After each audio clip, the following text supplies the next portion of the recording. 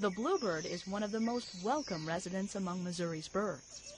Its bright colors and cheerful song make it a favorite with almost everyone. In addition, it is a highly beneficial bird. About 2/3 of its diet is insects, many of which are damaging to crops. Bluebirds are a rural bird, seen in open grasslands with scattered trees or fences. Urban residents seldom see bluebirds and sometimes become concerned that they are rare. Actually, bluebird numbers are on the rise.